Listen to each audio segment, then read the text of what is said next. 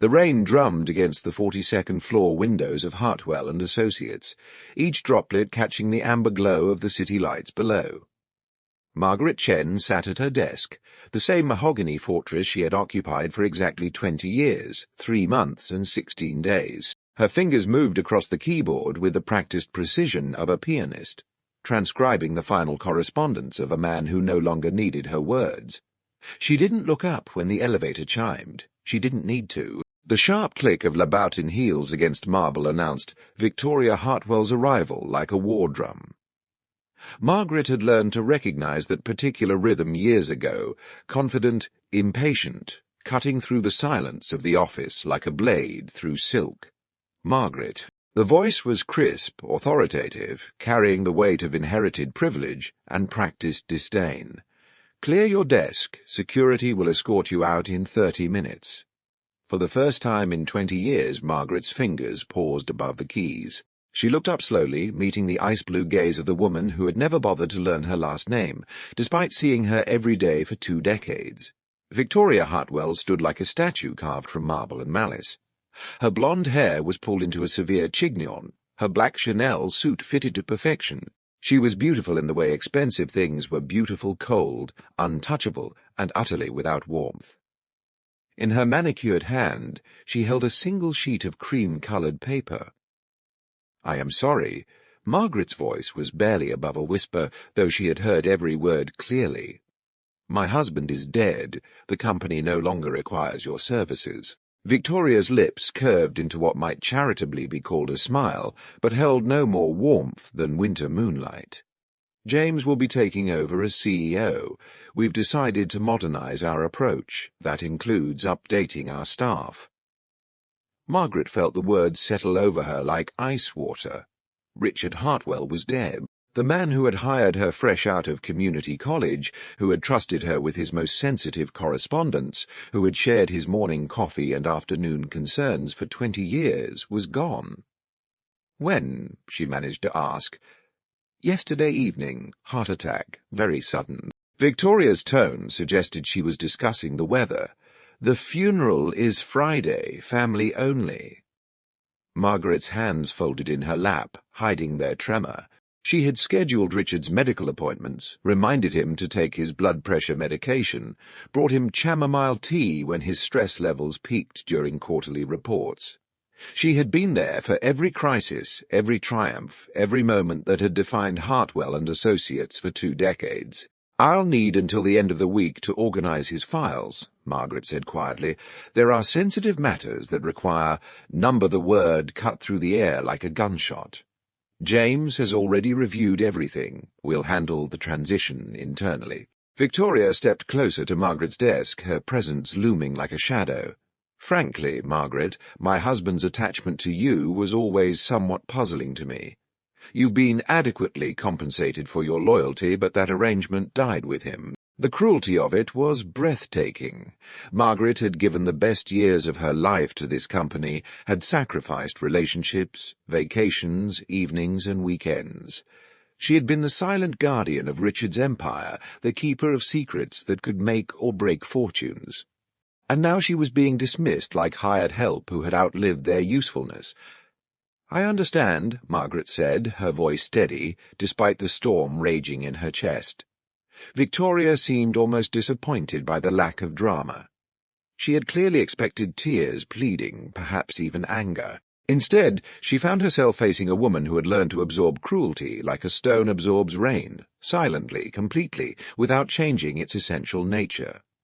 "Your final paycheck will include 2 weeks' severance," Victoria continued, consulting the paper in her hand. "Sign this non-disclosure agreement and we'll double that amount. We value discretion." Margaret looked at the document Victoria placed on her desk. 20 years of trust reduced to a legal threat. She signed without reading it, her name flowing across the page in the elegant script that had graced thousands of letters for Richard Hartwell. As Victoria's heels clicked away toward the elevator, Margaret began the process of dismantling her professional life. Each personal item that went into the cardboard box felt like another small death. The coffee mug Richard had brought her from Tokyo, the small succulent that had somehow thrived under fluorescent lights. the photo of her parents that had watched over her through countless late nights. She was reaching for the last item, a small leather appointment book, when her fingers brushed against something unexpected. Taped to the bottom of her desk drawer was a thick manila envelope with her name written across it in Richard's familiar handwriting. Margaret glanced toward the elevator, confirming she was alone, before carefully peeling away the tape. Inside the envelope were documents, official papers with corporate letterheads and legal seals. Her hands trembled as she recognized what she was holding: stock certificates, hundreds of them, all bearing her name. The dates went back 20 years, starting with a modest 50 shares issued on her first anniversary with the company. Then more certificates issued annually, quarterly, sometimes monthly, share transfers, stock splits, dividend reinvestments. The documentation was meticulous, each transaction properly notarized and filed. At the bottom of the stack was a letter dated just 3 weeks ago. "M.E. Dear Margaret, *T if you are reading this. Then I am gone, and Victoria has likely already shown you the door. I am sorry for that, though not surprised. My wife has many virtues, but kindness toward those she considers beneath her station is not among them. *20 years ago, when I hired you, I saw something special. Not just competence, though you have that in abundance, but character. In a world where loyalty is a rare commodity, you have been my most valuable asset. Not because of what you knew, but because of who you are. I have been preparing for this day for some time.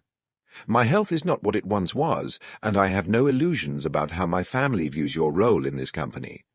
They see you as an employee easily replaced. I see you as a partner, invaluable and irreplaceable. *50, the enclosed documents represent my small attempt to correct this imbalance. Over the past 20 years, I have been quietly transferring shares of Hartwell and Associates to you. Not as gifts, but as compensation for the value you have added to this company. Every major deal you helped facilitate, every crisis you helped navigate, every success we achieved together, you earned these shares. To Victoria and James believe they are inheriting my life's work. They are mistaken. They are inheriting 49% of it. You, my dear Margaret, own the controlling interest. *Fid use this power wisely. I trust your judgment more than I have ever trusted theirs. *Fiddy with deepest respect and gratitude. *Fid Richard Margaret's world tilted on its axis. She counted the shares with shaking fingers. 51% of Hartwell and Associates. She owned the company that Victoria had just fired her from. The company that James was preparing to inherit. The company that had been her life for 20 years was, in fact, hers for a moment. The magnitude of it was overwhelming. Then, slowly, a different emotion began to take hold. Not triumph, not revenge, but something deeper. Justice. Margaret carefully returned the documents to the envelope and placed it in her box. She stood, adjusted her sensible navy blazer, and walked toward the elevator with the measured pace of someone who had nowhere urgent to be. 3 days later, Margaret sat in the reception area of Pemberton, Black & Associates, the law firm that had handled Richard's personal affairs. She wore her best suit, the charcoal grey one she'd bought for important board meetings, and carried herself with a quiet dignity that made the young receptionist look twice. "Miss Chen, Mr. Pemberton will see you now." Harold Pemberton was exactly what Margaret expected from Richard's descriptions: tall, silver-haired, with the kind of gravitas that came from decades of handling other people's secrets. His office was a testament to old money and older traditions, all dark wood and leather-bound volumes. "Miss Chen, please, have a seat." His voice carried genuine warmth. Richard spoke of you often. He held you in the highest regard. "Thank you, Mr. Pemberton. I have some documents I'd like you to review." Margaret placed the envelope on his desk. As the lawyer examined the contents, his expression shifted from polite interest to genuine surprise. "These are quite substantial holdings," he said finally, "and the documentation appears to be impeccable." Richard was nothing if not thorough. "I wasn't aware of these transfers until after his death," Margaret explained. "I need to understand my legal position." Pemberton leaned back in his chair, steepling his fingers. "Your legal position, Miss Chen, is remarkably strong. You are the majority shareholder of Hartwell and Associates. That makes you effectively the owner of the company. What does that mean, practically speaking? It means you have controlling interest in all corporate decisions. You can hire and fire management, including the CEO position that I believe young James Hartwell recently assumed. You control the board of directors. You are, in every meaningful sense, in charge. Margaret absorbed this information with the same quiet composure that had served her through 20 years of corporate storms, and the family. Victoria and James inherited Richard's remaining 49%. Substantial, certainly, but not controlling. They work for you now, whether they realize it or not. The irony was not lost on Margaret. The woman who had dismissed her as irrelevant now answered to her. The son who had never bothered to acknowledge her existence was now her employee. "I'd like to call a shareholders' meeting," Margaret said. "Of course, as majority shareholder, that is well within your rights. Shall I contact their legal representation?" "No," Margaret said, a small smile playing at the corners of her mouth. "I think I'd prefer to deliver the invitation personally." The 42nd floor of Hartwell and Associates looked different when viewed through the lens of ownership. Margaret walked through the familiar corridors with new eyes, noting details she had overlooked during 20 years of focused servitude. The expensive artwork that lined the walls, the Persian rugs that muffled footsteps, the floor-to-ceiling windows that offered commanding views of the city, all of it was hers now. She found Victoria in Richard's office, now presumably Victoria's office, rearranging furniture and removing personal effects with the efficiency of someone erasing inconvenient memories. Several boxes marked donation sat by the door, filled with items that had defined Richard's professional life. "Margaret," Victoria's surprise quickly hardened into annoyance, "I thought we made it clear that your association with this company has ended." "I've come to request a shareholders' meeting," Margaret said simply. Victoria laughed, a sound like glass breaking. "Shareholders' meeting? You don't own stock in this company." Margaret reached into her briefcase and withdrew a single document. The most recent stock certificate, dated just 1 month before Richard's death. She placed it on the desk with the careful precision of a chess master making a winning move. Victoria's laughter died as she examined the certificate. Her face went through a fascinating transformation, confusion, disbelief, and finally, a dawning horror. "This is a mistake," Victoria said, her voice tight, "some kind of clerical error." "There are 347 more certificates just like it," Margaret said quietly, "spanning 20 years, all properly notarized and filed with the Secretary of State."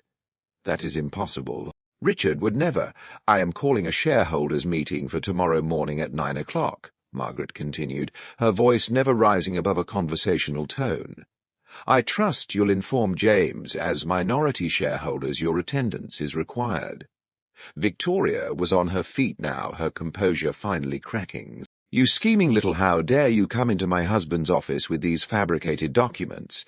I'll have you arrested for fraud, for forgery, for Mrs. Hartwell." Margaret's voice cut through the hysteria like a blade through silk. "I suggest you contact your attorneys, have them verify the authenticity of these documents. In the meantime, I'll be in conference room A at 9 o'clock tomorrow morning. I expect to see you there." Margaret turned to leave, then paused at the door. "Oh, and Victoria, please ask maintenance to remove your personal items from the CEO's office. I'll be needing it." The next morning dawned grey and cold, with the kind of persistent drizzle that made the city look washed out and defeated. Conference Room A, the crown jewel of Hartwell and Associates, was designed to intimidate. The 30-foot mahogany table dominated the space, surrounded by high-backed leather chairs that seemed to swallow their occupants. Oil portraits of the company's founding fathers gazed down from the walls with expressions of stern disapproval. Margaret arrived early, taking the seat at the head of the table that had been Richard's for as long as she had known the company. She arranged her documents with the same meticulous care she had once used to organize his correspondence. Each certificate and legal document positioned for maximum clarity and impact. Victoria and James arrived precisely at 9, flanked by an army of lawyers who looked as expensive as they were confident. Victoria had clearly spent the night in damage control mode. Her usual Ice Queen composure was intact, but there was a brittleness to her that suggested cracks beneath the surface. James Hartwell was his mother's son in every way that mattered, tall, blonde, and radiating the kind of entitled confidence that came from never having been told no. He had Richard's physical presence, but none of his father's warmth or wisdom. His gaze swept over Margaret with barely concealed disdain. "This is ridiculous," he said before taking his seat. "We're here to humour the delusions of a disgruntled former employee." "Margaret, I don't know what kind of game you think you are playing, but Mr. Hartwell," interrupted Harold Pemberton, who had quietly entered the room with his own team of legal representation, "I suggest you review these documents before making any accusations." He distributed copies of the stock certificates, corporate filings, and authentication records to the assembled lawyers. The room fell silent except for the rustling of paper and the occasional sharp intake of breath. Margaret watched the faces around the table as the reality of her position became clear. Victoria's lawyers huddled in whispered conference, their initial confidence evaporating as they absorbed the implications of the documentation. James leaned back in his chair, his face cycling through confusion, disbelief, and dawning rage. "These have to be forged," Victoria said finally, her voice lacking its usual authority. "Richard would never have given away control of his company to her." "Mrs. Hartwell," Pemberton said calmly, "my firm has spent the last 18 hours verifying these documents. Every signature has been authenticated. Every filing has been confirmed with the appropriate state agencies. Every transaction has been properly recorded with the sexy. Miss Chen is the legitimate majority shareholder of Hartwell and Associates." The words hung in the air like a death sentence. Victoria's carefully constructed world was crumbling, and Margaret could see the exact moment when the magnitude of the situation hit her. She was no longer the grieving widow inheriting an empire. She was a minority shareholder in a company controlled by the woman she had dismissed as irrelevant. "As majority shareholder," Margaret said, her voice cutting through the stunned silence, "I am exercising my right to make several immediate changes to the company's leadership structure." She opened a folder and began reading from a prepared statement. "Effective immediately, James Hartwell is removed from his position as Chief Executive Officer. Victoria Hartwell is removed from the Board of Directors. All decisions made by either party since Richard Hartwell's death are hereby rescinded pending review." James shot to his feet, his face flushed with rage. "You can't do this. This company is my birthright. My father built this empire, not you." "Your father built this empire," Margaret agreed quietly, "with my help. For 20 years, I was his partner in everything but title. Every deal, every decision, every success, I was there. The only difference is that now the law recognizes what he always knew to be true." "This is insane," Victoria snarled. "You are a secretary. A nobody. You think owning some pieces of paper makes you qualified to run a billion-dollar company." Margaret stood slowly, her movement causing the room to fall silent. She was not a tall woman, nor an imposing one, but something in her bearing commanded attention. "For 20 years, she said, her voice steady and clear, "I've watched you treat me like I was invisible, both of you. You saw only my title, never my contributions. You saw only my background, never my capabilities, you saw only. You dismissed me as just a secretary without ever bothering to learn what that meant." She walked to the window, gazing out at the city sprawling below. "Do you know what I did for your father? I negotiated the Henderson merger that netted this company $200 million. I identified the tax liability that saved us from a federal investigation. I drafted the proposal that won us the Morrison account. Our largest client. I did all of this behind the scenes without recognition, without acknowledgement, because I believed in the work." Margaret turned back to face the room, her gaze settling on Victoria's pale face. "You called me irrelevant, Mrs. Hartwell, but for 20 years I was the one thing standing between this company and chaos. I was your husband's mind, his memory, his conscience. I was the institutional knowledge that made everything else possible. But that doesn't give you the right," James started. "No," Margaret interrupted. "What gives me the right is this. She gestured to the stack of certificates on the table. Your father spent 20 years quietly recognizing my contributions in the only way that mattered. He gave me ownership because he knew I had earned it. Harold Pemberton cleared his throat diplomatically. If I may, there are several procedural matters we need to address. Miss Chen, as majority shareholder, you'll need to formally elect a new board of directors and appoint senior management. Margaret nodded, returning to her seat. I am appointing myself as Chief Executive Officer and Chairman of the Board. I'll be conducting a full audit of all company operations and financial positions. Any irregularities discovered will be addressed through appropriate channels. Victoria's lawyer leaned forward. Miss Chen, while your position as majority shareholder is clear, I must point out that my clients retain significant financial interests in this company. Any actions that damage the value of their holdings could result in legal action. I have no intention of damaging this company, Margaret replied. Quite the opposite. Under my leadership, Hartwell and Associates will continue to thrive. However, it will do so with integrity, transparency, and respect for all employees, values that seem to have been forgotten in recent years.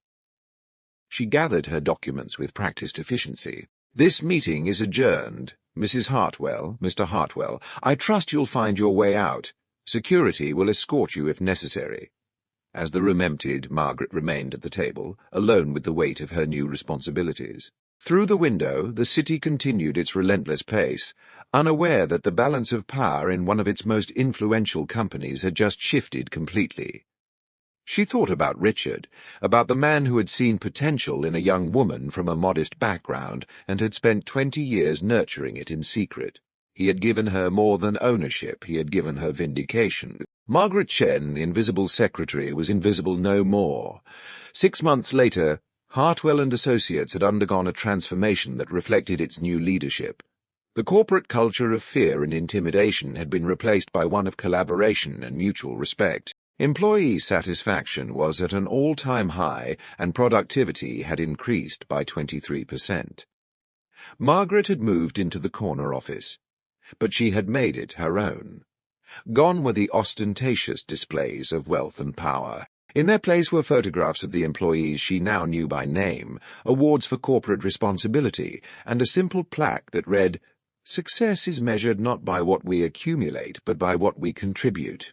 Victoria and James had initially threatened extensive legal action, but their lawyers had quietly advised them that their position was untenable. Margaret's ownership was legitimate. Her decisions were within her rights as majority shareholder, and any attempt to challenge her authority would likely result in expensive public litigation they had no chance of winning. Victoria had retreated to her Hampton estate, becoming a cautionary tale in social circles about the dangers of underestimating one's staff. James had found a position at a smaller firm where his famous last name carried less weight and his actual abilities were more closely scrutinized. Margaret's transformation of the company had not gone unnoticed in the business world. She had been featured on the cover of Forbes as the secretary who inherited an empire and had been invited to speak at leadership conferences about the value of recognizing talent at every level of an organization. But perhaps the most satisfying change was the simplest one. The nameplate on her desk now read, Margaret Chen, CEO. But more importantly, every person in the company, from the newest intern to the most senior vice president, knew exactly who she was and what she had contributed. On a quiet evening, as Margaret worked late in her office, she found herself thinking about the journey that had brought her here. The rain was falling again, just as it had been on the night. Victoria had tried to erase her from the company's story. But this time the sound was different. Where once it had seemed threatening, now it seemed cleansing. She opened her desk drawer and pulled out a photograph, Richard at the company's 20th anniversary celebration, raising a toast to their continued success. In the background, barely visible, was a younger Margaret, taking notes even during the celebration. "Thank you," she whispered to the photograph, to the memory, to the man who had seen her worth when no one else would. Outside her window the city glittered with possibility, and Margaret Chen, no longer invisible, no longer underestimated, smiled as she returned to her work. Justice, she had learned, sometimes came in the form of stock certificates and corporate bylaws. But more often it came from the simple recognition that everyone deserves to be seen, to be valued, and to be given the opportunity to prove what they're truly capable of achieving. The empire that Richard Hartwell had built was now in her hands, and Margaret intended to use that power not for revenge, but for something far more meaningful. The creation of a legacy that honored both the man who had believed in her and the countless others, who, like her, had been invisible for far too long. In the end, the most profound victories were not won in courtrooms or boardrooms, but in the quiet moments when dignity was restored, and truth was finally allowed to speak its name.